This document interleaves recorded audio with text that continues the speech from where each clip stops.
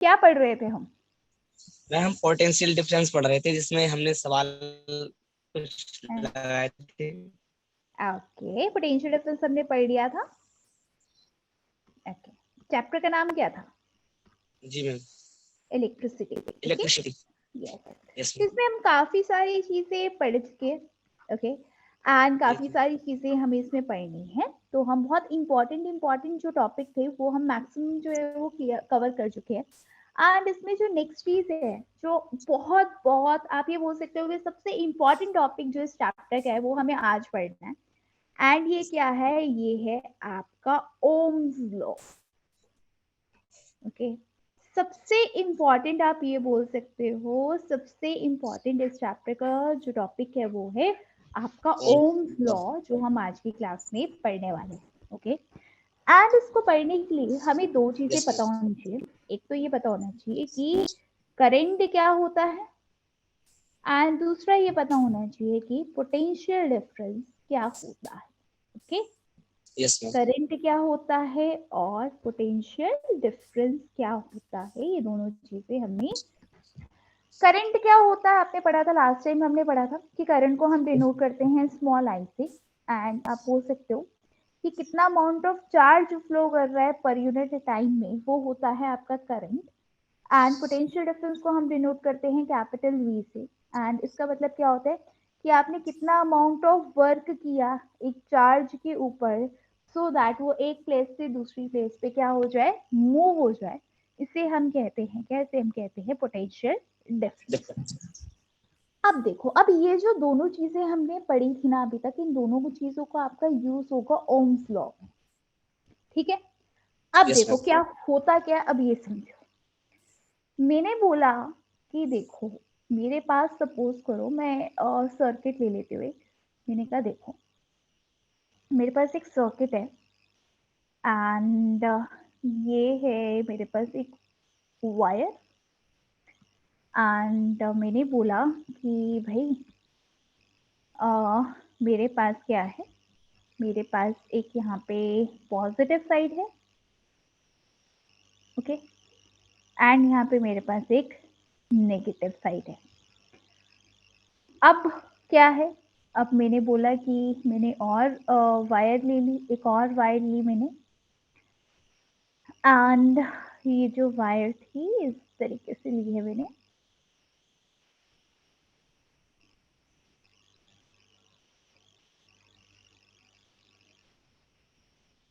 Okay, एक और wire ले लेती हूँ। मैंने कहा कि ठीक है, एक और वायर ले ली मैंने। ये क्या हो रहा है, एक मिनट।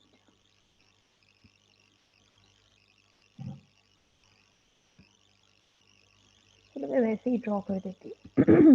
यस, तो एक और वायर ली मैंने इस तरीके से। और मैंने कहा कि बीच में मान लो मेरे पास कोई एक बल्ब है। क्या, मैंने कहा यहाँ पे मैंने एक बल्ब ले लिया इस तरीके से, एंड और मैंने एक वायर ले ली। तो मेरे साथ आप देख सकते हो इसमें मेरे पास बहुत सारी वायर्स है जिसका मैं काम कर रही हूँ। तो यहाँ पे एक और वायर जो है मैंने इस तरीके से उसको लगा दिया। तो देखो, अब इसी से आपको समझ में आएगा कि ओम्स लॉ कहना क्या चाहता है। अब देखो यहाँ पे ध्यान से, अगर आपको याद है तो ये जो बड़ी बड़ी साइड होती थी, ये कौन सी साइड होती थी, पॉजिटिव। Yes ma'am. और ये जो छोटी बड़ी साइड होती थी ये होती थी नेगेटिव। एंड ये जो बैटरी है, मैंने कहा था कि करंट अगर फ्लो करेगा तो करंट फ्लो करने के लिए एक कंडीशन जो इंपॉर्टेंट थी वो क्या थी, करंट आपका तभी फ्लो करेगा जब दो पॉइंट्स के बीच में क्या होगा, पोटेंशियल डिफरेंस होगा। याद है हमने पढ़ा था, यस मैम। है ना? अब देखो ध्यान से देखना, ये वाली जो साइड है ये है पॉजिटिव। ठीक है, ये वाली जो साइड है कैसी है, पॉजिटिव। एंड ये जो साइड है क्या है, नेगेटिव। इसका मतलब इन दोनों के बीच में पोटेंशियल डिफरेंस यहाँ पे है। तो अब जो आपका करंट फ्लो करेगा वो हमेशा कहाँ से कहाँ फ्लो करता है, high conventional flow. Potential. Yes, high potential to low potential. तो आपका जो करंट है वो इस तरीके से फ्लो होगा एंड फिर वो पहुंचता पहुंचता नेगेटिव टर्मिनल तक पहुंच जाएगा, ऐसे ही होगा। Yes and ma'am. रास्ते में, यस, रास्ते में आता है हमारे पास, यहाँ देखो रास्ते में हमारे पास यहाँ पे आता है बल्ब। तो ये जो है यहाँ पे हमारे पास करंट, ये आपका इस तरीके से फ्लो होता हुआ आ रहा है एंड जब ये बल्ब के पास पहुंचेगा, बल्ब को करंट मिला, बल्ब ग्लो करेगा एंड फिर वो बल्ब को ग्लो करवा के इस तरीके से पहुंच जाएगा नेगेटिव टर्मिनल के पास। ठीक है, क्लियर है? Yes ma'am. Yes ma'am. Okay, अब देखो ध्यान से समझ, ये जो है यहाँ पे एरोज हैं, किसका डायरेक्शन बता रहे हैं? आपके करंट का डायरेक्शन बता रहे हैं, ठीक है। एंड यहाँ पे क्या है? Potential difference. अब आपको पता है कि भाई करंट आपका तभी फ्लो करेगा जब दो पॉइंट्स के बीच में पोटेंशियल डिफरेंस है, नहीं तो फिर करंट फ्लो नहीं करेगा। तो यहाँ पे देखो ओम्स लॉ हमें क्या कहता है? ओम्स लॉ कहता है कि भाई हम ना पहले यहाँ पे थोड़ी सी अजम्पशन करेंगे। हमने कहा at constant temperature and pressure, at constant constant temperature and pressure. इसका मतलब क्या है? ये देखो, मैंने कहा कि भाई जब भी ओम्स लॉ आप करोगे, आप जब भी इसको अप्लाई करोगे, तो उस जगह का जो टेम्परेचर है वो कैसा होना चाहिए? टेम्परेचर और प्रेशर जो है वो कैसा होना चाहिए? आपका कांस्टेंट होना चाहिए। अब आप मुझे एक चीज बताओ, अगर हम नॉर्मल तार की बात करें, जो कि भाई हमारे आप गुजरते हुए देखते हो बाहर से, मुझे एक चीज बताओ, अगर आप एक नॉर्मल तार की बात करो तो भाई हमारा टेम्परेचर तो एक दिन में कितनी बार बदलता है कि नहीं? अगर आप अभी की यस बात मैम। करो, यस है मैम। ना, अगर आप अभी की बात करो तो सुबह और रात को बहुत ज्यादा ठंड होती है, तो आप ये बोल सकते हो कि सुबह और रात को टेम्परेचर बहुत कम होता है, ठीक है। दिन के टाइम टेम्परेचर नहीं। ज्यादा होता हाँ मैं। है ना। अगर हम सर्दियों की बात यस ना मैम। करके गर्मियों की भी बात करें, तो आपने देखा है गर्मियों में सुबह और रात को टेम्परेचर थोड़ा सा कम होता है एंड कम रहता है। दिन के टाइम तो बहुत ज्यादा होता है। तो मुझे एक चीज बताओ कि ये तो भाई देखा जाए तो अगर हम डे टू डे एक्टिविटी में इसको अप्लाई करें तो ये तो वहीं पे लॉ अप्लाई नहीं होता, क्योंकि भाई इसके लिए हमें कैसे टेम्परेचर चाहिए? कांस्टेंट टेम्परेचर और प्रेशर चाहिए। प्रेशर भी कांस्टेंट होना चाहिए और टेम्परेचर भी कांस्टेंट होना चाहिए। तो आप यस। देखोगे जो हमारी बाहर तारे वारे जा रही है उसके ऊपर ये अप्लाई नहीं होगा, क्योंकि देखो होता क्या है ना, फिजिक्स में हमारे ना बहुत सारी ना हम असम्पशंस लेके चलते हैं, ठीक है, at constant temperature and pressure. बाहर तो ये सब चीजें पॉसिबल नहीं है, लेकिन आप लैब में ये सब कंडीशंस को अचीव कर सकते हो। लैब में तो हम एक टेम्परेचर को कांस्टेंट कर सकते हैं, प्रेशर कांस्टेंट रख सकते हैं। तो ये जो यस मैम। था ये कहाँ पे सबसे पहले परफॉर्म किया था? ये लैब में परफॉर्म किया था, ठीक है। यस। Yes okay, ma'am. सबसे इंपॉर्टेंट कंडीशन क्या है कि at constant temperature and pressure. ये बहुत जरूरी है, ये लिखना ही लिखना है, अगर ये स्टेटमेंट नहीं लिखे तो गलत हो जाएगा। अब बोला कि at constant yes ma'am. Temperature and pressure क्या होता है? Current flowing through a conductor. Current flowing through conductor means जो आपका करंट फ्लो हो रहा है कंडक्टर से, वो डायरेक्टली प्रोपोर्शनल है। किसके डायरेक्टली प्रोपोर्शनल है? Directly proportional to the potential difference across its end. अब देखो ध्यान से, इसका मतलब क्या है? इसका मतलब ये है कि जितना ज्यादा v की वैल्यू होगी उतना ज्यादा क्या होगा? उतना ज्यादा आपका करंट फ्लो होगा इस सर्किट से। जितनी कम v की वैल्यू होगी उतना कम करंट फ्लो होगा आपके सर्किट से।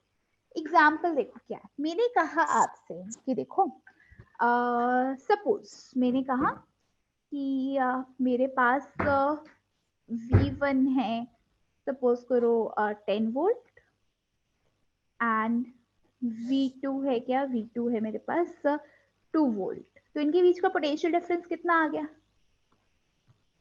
मैम 8 8। वोल्ट, है ना। एंड दूसरा केस मैं यस ले मैम। लेती हूँ। दूसरा केस मैंने बोला कि मेरा सपोज करो V1 है 10 वोल्ट एंड मेरे पास जो V2 है वो है 9 वोल्ट। तो मेरे पास रिजल्टेंट कितना आ गया? 1 वोल्ट। पोटेंशियल डिफरेंस कितना आ गया? 1 वोल्ट। तो ओम्स लॉ कहता है कि जितना ज्यादा पोटेंशियल डिफरेंस होगा उतना ज्यादा करंट फ्लो करेगा एंड जितना कम पोटेंशियल डिफरेंस होगा उतना कम करंट फ्लो करेगा। डायरेक्टली प्रोपोर्शनल का मतलब ये होता है, अगर V ज्यादा तो I भी ज्यादा, V कम तो I भी कम। मतलब अगर पोटेंशियल डिफरेंस ज्यादा तो करंट भी ज्यादा, पोटेंशियल डिफरेंस कम तो करंट भी कम।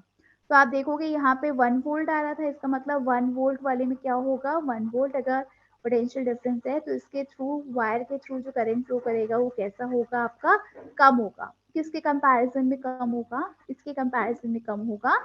क्यों? क्योंकि यहाँ पे 8 वोल्ट का पोटेंशियल डिफरेंस आ रहा है। तो जितना ज्यादा पोटेंशियल डिफरेंस उतना ज्यादा करंट फ्लो करेगा, जितना कम पोटेंशियल डिफरेंस उतना ही कम करंट फ्लो करेगा।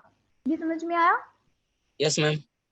ओके ठीक है, तो यही था बेसिकली आपका ओम्स लॉ। ओम्स लॉ हमें क्या बोलता है कि एक, हाँ, कि at constant temperature and pressure, अगर आपका टेम्परेचर और प्रेशर कैसा है, कांस्टेंट है, तो क्या होगा, आपका जो करंट है that is directly proportional to the potential difference across its end. मतलब आपका जो करंट है वो डायरेक्टली प्रोपोर्शनल होगा V के।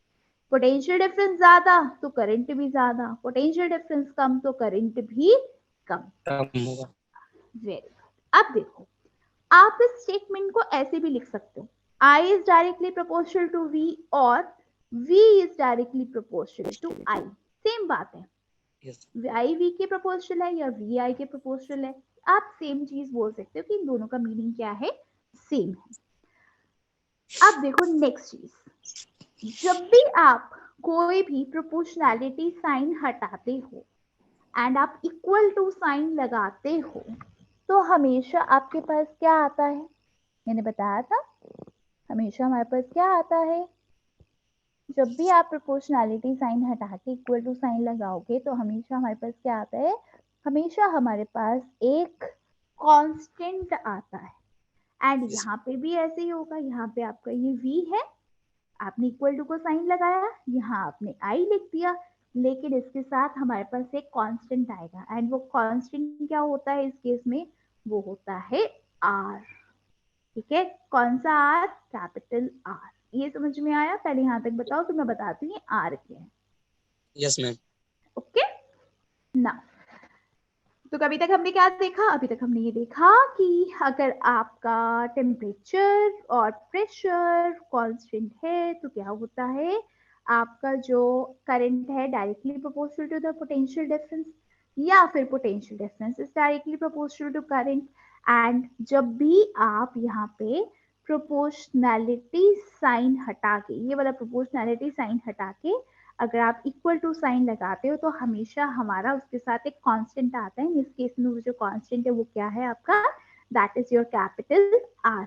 ये जो कैपिटल आर है इसे हम क्या कहते हैं, कैपिटल आर को, तो यहाँ पे हम कैपिटल आर को कहते हैं रेजिस्टेंस। समझ में आया? इसे हम क्या कहते हैं, इसे हम कहते हैं रेजिस्टेंस। ओके, यहाँ से इंपॉर्टेंट चीजें आपकी शुरू होती है, जिसे हम क्या कहते हैं यहाँ पे, कैपिटल आर को हम कहते हैं यहाँ पे रेजिस्टेंस। ओके क्लियर है? Yes ma'am. ठीक है, तो ठीक है, तो जल्दी से एक बार देख लेते हैं। तो ओम्स लॉ ने यहाँ पे हमें क्या बोला, ओम्स लॉ ने हमें यहाँ पे ये बोला कि, एक मिनट, हाँ, तो ओम्स लॉ ने हमें ये बोला कि अगर हमारा टेम्परेचर और प्रेशर कांस्टेंट है तो उस केस में आपका जो करंट फ्लो हो रहा है सर्किट से वो डायरेक्टली प्रोपोर्शनल है किसके, पोटेंशियल डिफरेंस के। मतलब I is directly proportional to V, या फिर आप बोल सकते हो V is directly proportional to I। And जब भी आप यहाँ पे प्रोपोर्शनैलिटी साइन हटा के इक्वल टू साइन लगाओगे तो हमेशा हमारे पास एक कांस्टेंट आता है। इस केस में वो कांस्टेंट है आपके पास कैपिटल R एंड ये क्या होता है, इसे हम कहते हैं रेजिस्टेंस। ठीक है, अब हम रेजिस्टेंस के बारे में पढ़ेंगे। ये समझ में आया यहाँ तक? Yes ma'am. ओके, यहाँ तक कोई डाउट है आपको? No ma'am. ओके फाइन, चलो आगे बढ़ते हैं। तो यहाँ से कहानी शुरू होती है आपके कांस्टेंट की, एंड जो कांस्टेंट हमारे पास आया वो क्या आया हमारे पास, यहाँ पे जो हमारे पास कांस्टेंट आया है वो आया है हमारे, सो वो आया है हमारे पास यहाँ पे कैपिटल आर। ठीक है, यस मैम। ओके चलो, अब ये जो कैपिटल आर है, अब इसकी भी एक कहानी है अपने आप में कि रेजिस्टेंस का मतलब क्या होता है, रेजिस्टेंस होता क्या है, कहाँ पे यूज होता है, इसकी क्या जरूरत है, किन फैक्टर्स पे डिपेंड करता है। अब हम उसके बारे में यहाँ पे डिस्कशन करेंगे, ठीक है। सॉरी। चलो, अब देखो हमारे पास फॉर्मूला क्या है, यहाँ पे फॉर्मूला आया हमारे पास V is equal to I R. देखो इसको याद कैसे करना है, इसको याद करते हैं वीर के नाम से। क्या, किससे, वीर। V is equal to I are, तो हम याद करते हैं V is equal to I are, ठीक है। अब देखो मैम वीर कार्टून भी है। हाँ, आप ऐसे भी याद कर सकते हो, ठीक है। V is equal to I are, जहाँ पे V potential difference, I current, R क्या है यहाँ पे, रेजिस्टेंस। अच्छा, अब कहानी शुरू होती है यहाँ पे रेजिस्टेंस की। अब देखो क्या होता है, रेजिस्टेंस का मतलब, I current, yes okay, I current है, V पोटेंशियल डिफरेंस, R है यहाँ पे रेजिस्टेंस। चलो, अब रेजिस्टेंस की बात करते हैं। अच्छा, मुझे एक चीज बताओ, जैसे एक बताओ, सुबह कितने बजे उठते हो आप? हम सुबह मैम 5 बजे। अच्छा, 5 बजे, ठीक है। मैं बोलूं कि नहीं भाई 5 ना बहुत लेट है, कल से 3 बजे उठो, तो मान जाओगे एकदम से? मैम बात कोई ऐसी नहीं में मानेगा। नहीं मानोगे, ठंड में तो कोई भी नहीं उठेगा, हाँ है मैम ना, नहीं उठ पाओगे। है ना। तो मैंने कहा कि नहीं नहीं भाई 5 ना बहुत लेट हो जाता है, 3 बजे उठ जाओ। तो आप बोलोगे नहीं मैम ऐसे थोड़ी होता है, इतनी ठंड है, इतनी ठंड में कोई कैसे उठ सकता है, मैं 3 बजे उठ के क्या करूंगा, आपने मुझे ऐसे बोला, ठीक है। चलो, अब देखो है क्या इसका मतलब, क्या है इसका मतलब, ये है कि मैंने बोला कि भाई आप 3 बजे उठो, आपने कहा नहीं नहीं भाई 3 बजे बहुत जल्दी हो जाएगा, मैं इतनी जल्दी उठ के क्या करूंगा, ये वो। तो आपने मुझे क्या किया, आपने ना मुझे अपोज किया, आपने मुझे क्या किया, आपने मुझे अपोज किया, आपने मुझे रेजिस्ट किया कि नहीं नहीं नहीं मैम प्लीज ऐसे मत करो, बहुत जल्दी हो जाता है, थोड़ा सा लेट, थोड़ा सा ये, थोड़ा सा वो, बहुत ज्यादा लेट हो, मतलब बहुत ज्यादा जल्दी हो गया, इतनी जल्दी तो पॉसिबल ही नहीं है। तो आपने मुझे क्या किया, आपने मुझे अपोज किया कि नहीं नहीं नहीं प्लीज प्लीज इतनी जल्दी नहीं, थोड़ा सा लेट कर दो, अच्छा एक काम करो 4:30 कर दो। तो मतलब आप क्या कर रहे हो, आप मुझे एक तरीके से अपोज कर रहे हो, मैंने आपको कुछ कहा एंड आपने कहा नहीं नहीं नहीं नहीं नहीं, ये पॉसिबल नहीं है, आप कुछ और बोल दो, आप कोई और टाइम बोल दो, ठीक है। तो आपने क्या किया, आपने मुझे अपोज किया। तो इसी तरीके से क्या होता है, जब भी कोई करंट किसी भी मटेरियल के थ्रू फ्लो करता है, तो वो भाई कोई भी, अच्छा ये बताओ आपके घर में कोई घुसे तो आप घुसने दोगे? कैची नहीं ना, मैम? ऐसे आपके घर में अगर कोई घुस जाए एकदम से तो यस घुसने दोगे? नहीं नहीं मैम। भाई, आप बोलोगे भैया ऐसे कैसे घुस रहे हो, क्या यस मैम। गुंडागर्दी है क्या, ऐसे कैसे घुस जाओगे मेरे घर पे, तो आप उसको क्या करोगे, अपोज करोगे। यस इसी मैम। तरीके से अगर किसी भी वायर के थ्रू, या आप ये बोल लो किसी भी अगर मटेरियल के थ्रू अगर करंट फ्लो करना चाहता है, ठीक है, मतलब कोई भी करंट था वो गया किसके अंदर, किसी भी वायर या मटेरियल के अंदर, क्या गया, करंट गया, ठीक है।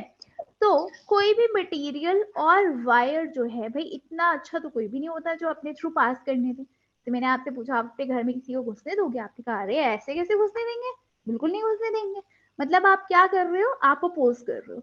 इसी तरीके से कोई भी वायर या फिर कोई भी मटेरियल के थ्रू क्या हो रहा है, किसी भी वायर या किसी भी मटेरियल के थ्रू अगर करंट फ्लो हो रहा है, तो वो जो मटेरियल और जो वायर है वो इस करंट को क्या करेंगे, वो इस करंट को क्या करेंगे, वो इस आपको करंट को अपोज करेंगे। वो नहीं चाहते कि ये जो करंट है उसके थ्रू क्या करे, फ्लो करे, ठीक है। उसको क्या करेंगे, अपोज करेंगे कि नहीं भैया प्लीज हमारे थ्रू फ्लो मत करो, तुम कहीं और से कर लो भाई, उसको क्या कर रहे हो, अपोज कर रहे हैं। तो यही जो अपोज करना, किसको अपोज करना, करंट के फ्लो को अपोज करना। एंड करता कौन है, करता है ये वायर और मटेरियल जिसके थ्रू फ्लो कर रहा है। तो इसी रेजिस्टेंस को, इसी अपोज करना करंट के फ्लो को, इसे हम कहते हैं क्या, इसे ही हम कहते हैं रेजिस्टेंस। समझ में आया? Yes ma'am. ओके, मतलब क्या था, आपके पास क्या है, आपके पास कोई भी वायर है या कोई भी मटेरियल है उसके थ्रू करंट फ्लो करना चाहता है, लेकिन ये जो वायर और जो मटेरियल है ये उस करंट को क्या करेंगे, अपोज करेंगे। ये नहीं चाहते कि भाई ये जो करंट है वो उनके थ्रू क्या करे, फ्लो करे। तो यही जो अपोज करना करंट को कि भाई मेरे थ्रू फ्लो मत करो, उसे ही हम कहते हैं क्या, उसे ही हम कहते हैं रेजिस्टेंस। समझ में आया? Yes ma'am. ओके, बिल्कुल क्लियर है, right. So what is a resistance, क्या है रेजिस्टेंस? तो आप बोलोगे resistance is what, resistance is opposition to the flow of current. Correct. ठीक है, what is resistance? Resistance is basically opposition to the flow of current. Correct. Okay, clear है? So this yes. Is what, this is your resistance. तो अगर आपसे कोई भी resistance पूछे तो आप बता सकते हो क्या होता है resistance? Yes ma'am. Opposition, yes, opposition to the flow of current. ठीक है, that is your resistance. Okay, yes ma'am. इसको डिनोट कैसे करते हैं, अब हम उसकी बात करते हैं। तो देखो, इसको डिनोट करने का तरीका क्या है, कैपिटल आर, कैपिटल आर से हम इसको डिनोट करते हैं।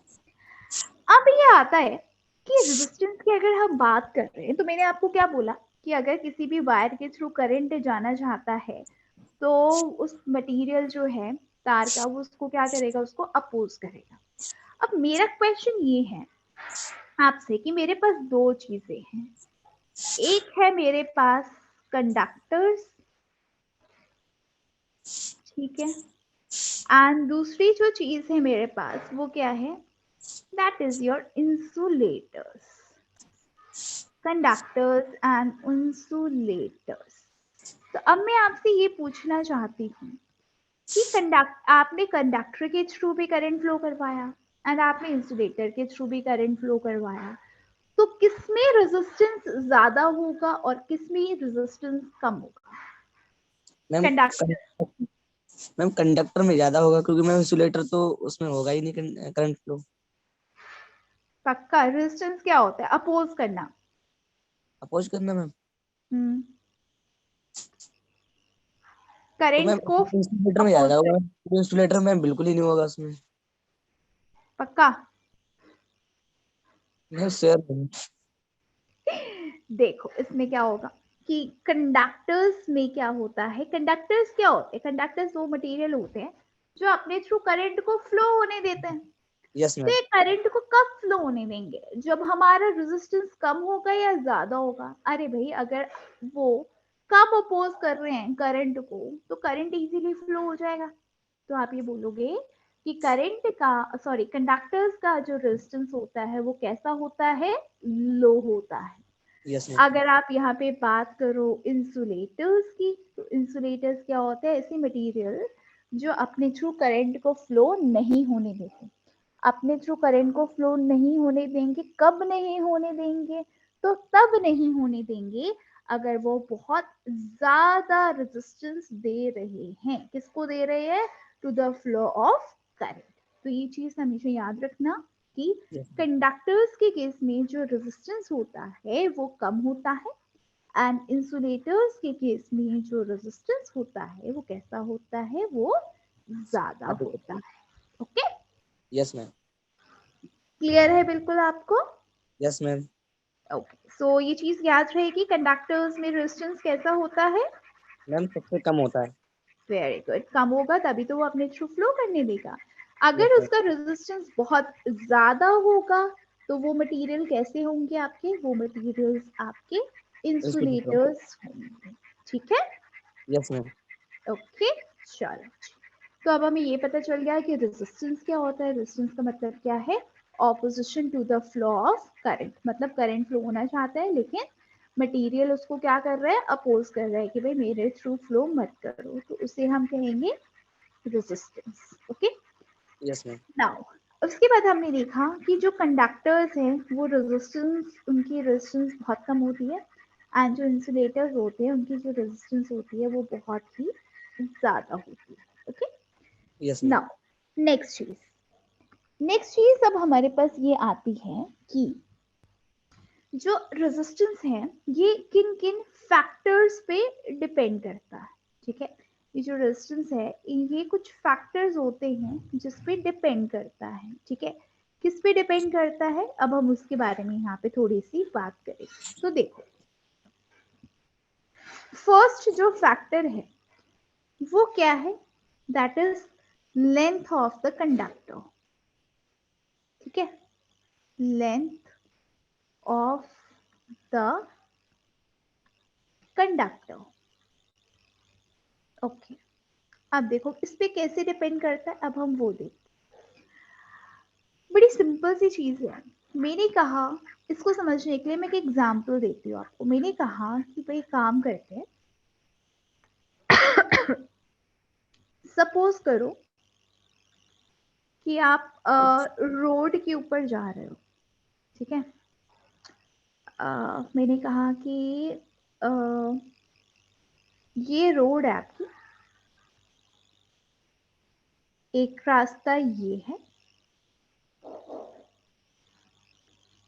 ये आपकी क्या है, ये आपकी एक रोड है। ठीक है, और एक और रोड है आपके पास, दूसरी रोड क्या है, दूसरी रोड ये आपके पास, इस तरीके से। अब देखो क्या हो रहा है, ध्यान से समझना। This is your this is your first rod and ये आपकी यहाँ पे सेकंड रॉड है। अब देखो क्या हो रहा है। अब मैंने आपसे बोला कि सपोज करो आपके पास कार है, एंड आपकी जो कार है वो कहाँ पे खड़ी है, आपकी जो कार है वो आपकी यहाँ पे खड़ी हुई है।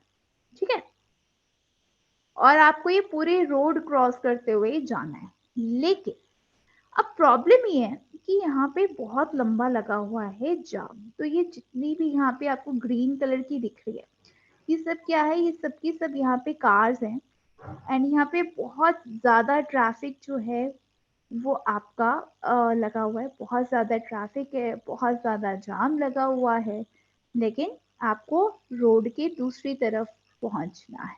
ओके, ये समझ में आया? Yes ma'am. ओके, एंड इस तरफ तो कार्स है ही, एंड दूसरी तरफ भी यहाँ पे भी क्या है, यहाँ पे भी पूरी कार्स ही कार्स खड़ी है, तो इसलिए आप साइड से निकाल के जा भी नहीं सकते हो। तो यहाँ पे भी क्या है, इस तरफ भी आपकी पूरी कार्स ही कार्स है। ठीक है, तो फर्स्ट एक तो आपका ये सीन हो गया। ठीक है, आपकी पिंक वाली कार है, आपको ये सारी ग्रीन वाली कार्स को क्रॉस करके आपको रोड की दूसरी तरफ जो है वो आपको पहुंचना है। ठीक है, दूसरा केस ये है कि आप दूसरी वाली रोड पे भी, आप सपोज करो यहाँ पे आके आप फंस गए। ठीक है, अब दूसरी वाली रोड पे भी क्या है, यहाँ पे भी ट्रैफिक जाम लगा हुआ है इस तरीके से, एंड आपको इसमें भी क्या करना है, आपको इसमें भी रोड की दूसरी तरफ जो है, दूसरे एंड पे, मतलब यहाँ पे आपको पहुंचना है। ठीक है, इस तरीके से यहाँ पे भी जाम लगा हुआ है। अब मुझे आप एक चीज बताओ कि किसको पार करने में आपको ज्यादा टाइम लगेगा, एंड किसको पार करने में आपको कम टाइम लगेगा, एंड किसमें आपको ज्यादा ट्रैफिक मिलेगा और किसमें आपको कम ट्रैफिक मिलेगा। मैम सेकंड वाले में कम टाइम लगेगा। हाँ, और फर्स्ट वाले में मैम ज्यादा टाइम लगेगा। ज्यादा टाइम लगेगा, सिंपल सी बात। ठीक है, चलो देखो, आप ये बोलोगे, अगर मैं आपसे फिजिक्स की टर्म से बोलूं, आप बोलोगे कि फर्स्ट केस में देखो क्या है कि मुझे यहाँ से लेके पूरा यहाँ तक का रास्ता कवर करना है, तो भाई मुझे बहुत सारी कारें मिली रास्ते में, तो आप ये बोलोगे कि मुझे बहुत ज्यादा रेजिस्टेंस मिला रास्ते में। ओके, सेकेंड केस में क्या हुआ, आपको यहाँ से लेके सिर्फ यहाँ तक का रास्ता कवर करना था, आपको कारें तो मिली लेकिन कम मिली, तो आप बोलोगे कि भाई मुझे कम रेजिस्टेंस मिला रास्ते में, मुझे ज्यादा रेजिस्टेंस नहीं मिला रास्ते में। ठीक है, तो यहाँ से आपको एक चीज क्या पता चलेगी कि जितनी ज्यादा लेंथ होगी उतना ही ज्यादा क्या होगा, उतना ही ज्यादा आपका रेजिस्टेंस होगा। ये समझ में आया? Yes ma'am. ठीक है, जितनी ज्यादा क्या होगी आपकी, जितनी ज्यादा लेंथ होगा कंडक्टर का, रेजिस्टेंस क्या होगा उतना ही ज्यादा होगा। जैसे मैंने कहा, सपोज करो भाई आपके पास ना दो वायर्स हैं, एक है 100 किलोमीटर लॉन्ग वायर एंड दूसरी है आपके पास 50 किलोमीटर लॉन्ग वायर। तो अब आप मुझे एक चीज बताओ कि इसमें से किसका रेजिस्टेंस ज्यादा होगा और किसका रेजिस्टेंस कम होगा। मैम फर्स्ट वाले का रेजिस्टेंस ज्यादा होगा। Very good. तो आपने बोला 100 किलोमीटर वाली जो वायर है उसका रेजिस्टेंस ज्यादा होगा। क्यों? क्योंकि उसकी लेंथ क्या है, उसकी लेंथ ज्यादा है। समझ में आया? Yes ma'am. ओके तो यहाँ से आपको एक चीज समझ में क्या आई कि जो रेजिस्टेंस है वो डिपेंड करता है, किस पे डिपेंड करता है? It depends upon the length of the conductor. Conductor की लेंथ पे डिपेंड करता है। जितनी ज्यादा लेंथ उतना ही ज्यादा रेजिस्टेंस पे, ऑब्वियस सी बात है। जितना ज्यादा आपने देखा इस वाले केस में, जितना ज्यादा रास्ता कवर करोगे उतनी ही ज्यादा गाड़ियां आपको मिली। इस वाले केस में जितना कम रास्ता ट्रैवल करोगे उतनी ही कम गाड़ियां आपको मिली। तो दैट मीन्स लेंथ ज्यादा तो क्या ज्यादा? लेंथ ज्यादा तो आपका रेजिस्टेंस भी ज्यादा, लेंथ कम तो रेजिस्टेंस भी कम। Clear? Yes ma'am. Very good. अब हम आते हैं दूसरे फैक्टर पे। अब दूसरा फैक्टर ये है आपका कि मैंने कहा दूसरा फैक्टर ये है, इट डिपेंड्स अपॉन, किसके ऊपर डिपेंड करता है? It depends upon the area of cross section. Area पे भी डिपेंड करता है कि जो रेजिस्टेंस है वो ज्यादा होगा या फिर आपका कम होगा। अब रेजिस्टेंस पे किस तरीके से डिपेंड करता है, अब हम वो देखते हैं। देखो मैंने आपको बोला, सेम रोड वाला एग्जांपल लेते, मैंने कहा कि भाई देखो ये एक रोड है आपके पास, ये एक रोड है, ठीक है। तो ये एक रोड है, ठीक है। तो आपने क्या किया, आपकी सपोज करो गाड़ी है एंड आपके पास जो गाड़ी है उसमें तो भाई बहुत ज़्यादा आपकी जो गाड़ी है फंस गई जाम में। आपके पास मैंने कहा या ये गाड़ी यहाँ पे खड़ी है आपकी, ठीक है। एंड इसके आगे क्या हुआ है, इसके आगे बहुत ज़्यादा ट्रैफिक है। तो ग्रीन वाली गाड़ी आपकी है एंड ये जो इसके आगे आप दूसरे कलर में देख रहे हो, ये दूसरी गाड़ियाँ खड़ी हैं इसके आगे, आपकी गाड़ी के आगे। एंड आपको क्या करना है, आपको ये जो रास्ता है ये ट्रैवल करके जाना है। आपको इस एंड से इस एंड तक आपको जाना है, ठीक है। आपने बोला कि भाई ये तो मुझे बहुत टाइम लग जाएगा पहुंचने में, ठीक है। अब क्या हुआ, मैंने कहा कि अच्छा भाई एक और रास्ता है वहां पे देखो। उस रास्ते में आपने क्या किया, ये एक रोड है, ये एक रोड है, सेम लेंथ उतना ही है, लेकिन अब हमने क्या किया यहाँ पे, अब हमने जो एरिया है उसको क्या कर दिया, अब हमने जो एरिया है उसको हमने इंक्रीज कर दिया। मैंने कहा कि भाई देखो अब ये आपकी गाड़ी है, एक मिनट, ये आपकी गाड़ी है यहाँ पे, ठीक है। और क्या हो गया, ये जो गाड़ियां थी आगे चार, ये जो दो गाड़ियां थी वो इस तरफ को आ गई और बाकी जो दो गाड़ियां थी वो इस तरफ को आ गई। तो अब मुझे एक बात बताओ, अगर मैंने ये फर्स्ट रोड जो थी, ये आपकी फर्स्ट रोड थी, इसका अगर मैंने एरिया बढ़ा दिया तो आपने देखा पहले एक ही गाड़ी जा सकती थी एट अ टाइम, लेकिन अब दो गाड़ियां जा सकती हैं एट अ टाइम, ठीक है। तो किसमें कम टाइम लगेगा जाने में, सेकंड वाले में या फर्स्ट वाले में? हम सेकंड वाले में। सेकंड वाले में। क्या किया आपने, आपने क्या किया, आपने किया ये कि इस रोड का पहले एरिया सिर्फ इतना सा था, लेकिन अब आपने क्या किया, इस रोड का जो एरिया था वो आपने क्या कर दिया, एरिया को आपने क्या कर दिया, एरिया आपने इंक्रीज कर दिया। अगर एरिया इंक्रीज हो गया तो आपको कम ट्रैफिक देखने को मिला या ज्यादा? कम। कम। तो इसका मतलब जो रेजिस्टेंस है वो क्या हो गया आपका, कम हो गया। अगर एरिया इंक्रीज करोगे तो रेजिस्टेंस कम हो जाएगा, अगर आप लेंथ इंक्रीज करोगे तो रेजिस्टेंस क्या हो जाएगा, ज्यादा हो जाएगा। ये चीज याद रखना कि इनवर्सली प्रोपोर्शनल होता है, लेंथ ज्यादा तो रेजिस्टेंस भी ज्यादा, लेंथ कम तो रेजिस्टेंस भी कम। लेकिन एरिया के केस में उल्टा हो जाता है, एरिया ज्यादा तो रेजिस्टेंस कम, एरिया कम तो रेजिस्टेंस ज्यादा। देखा आपने यहाँ पे, एरिया कम रेजिस्टेंस ज्यादा, एरिया ज्यादा रेजिस्टेंस कम। क्लियर है? Yes hello, ma'am. ओके, तो आज देखो, आज हमने क्या क्या पढ़ा? आज हमने ये पढ़ा, यस मैम। आज हमने क्या क्या पढ़ा? आज हमने ओम्स लॉ के बारे में पढ़ा। ओम्स लॉ हमें क्या कहता है कि at constant temperature and pressure, अगर हमारे पास कांस्टेंट टेम्परेचर और प्रेशर है, तो हमारा जो करंट फ्लो हो रहा है कंडक्टर से वो डायरेक्टली प्रोपोर्शनल होता है किसके? पोटेंशियल डिफरेंस के। एंड आप बोल सकते हो कि जो V है, या तो V is directly proportional to I, या फिर I is directly proportional to V। And जब भी हम प्रोपोर्शनैलिटी साइन हटा के इक्वल टू साइन लगाते हैं तो हमारे पास हमेशा एक कांस्टेंट टर्म आती है। एंड इस केस में वो कांस्टेंट टर्म क्या है? वो है आपके पास कैपिटल R, जिसे हम क्या कहते हैं? जिसे हम रेजिस्टेंस बोलते हैं। रेजिस्टेंस का मतलब क्या है? Opposition to the flow of current, मतलब करंट फ्लो कर रहा है लेकिन आप उसको क्या कर रहे हो? आप उसके फ्लो को अपोज कर रहे हो, उसे हम क्या कहते हैं? उसे हम कहते हैं रेजिस्टेंस। फिर हमने देखा कि कंडक्टर्स का रेजिस्टेंस कम होता है, इंसुलेटर्स का रेजिस्टेंस ज्यादा होता है।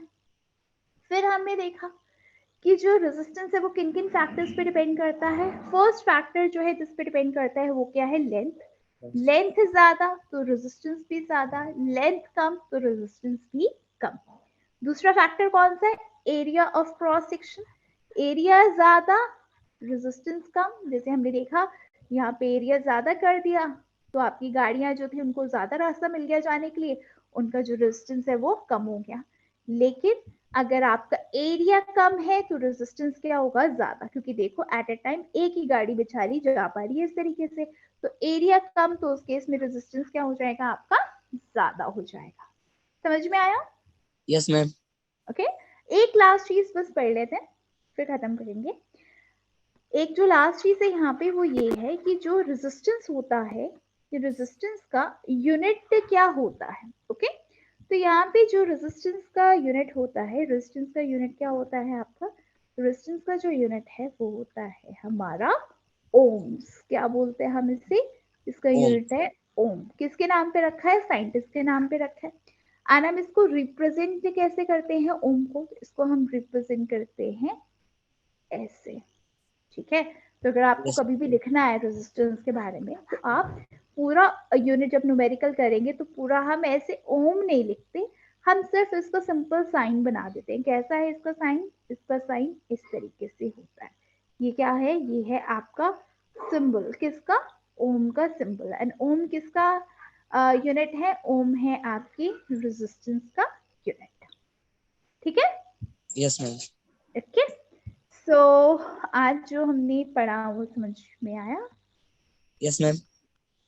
क्लियर है बिल्कुल? Yes ma'am. चलो वेरी गुड। कोई डाउट है आपको? No ma'am. चलो ठीक है, तो फिर चलो मिलते हैं। इसको पढ़ लेना आप एक बार। अच्छा, आपने बुक डाउनलोड की 10 वाली? मैम अभी नहीं की मैम, डाउनलोड कर लेंगे। ठीक है, कोई नहीं, कर लेना, क्योंकि जो हम पढ़ रहे हैं ना उसको एक बार पढ़ के आओगे ना तो आपको ज्यादा अच्छे से क्लियर हो जाएंगी चीजें। ठीक है, तो जो भी हम पढ़ते हैं यस मैम। उसको एक बार नेक्स्ट क्लास में आने से पहले एक बार मैम रिवाइज। किताब ही ले लेंगे मैम। हाँ जी, मैम किताब ही ले लेंगे, डाउनलोड नहीं। चलिए ठीक है, किताब ले लेना। वैसे भी 10th में तो आपको लेनी ही है, ठीक है ना? Yes okay, ma'am. तो चलो मिलते हैं नेक्स्ट क्लास में। Yes ma'am. पढ़ के आना अच्छे से एक बार। एंड कोई भी डाउट होता है तो मुझसे पूछ लिया करो, ठीक है? ओके, तो चलो bye bye and ma'am take इसकी केयर। मैम इसकी। Yes ma'am. Okay, good evening ma'am. चलो bye bye. Good evening. Good evening ma'am. Good evening. Good evening.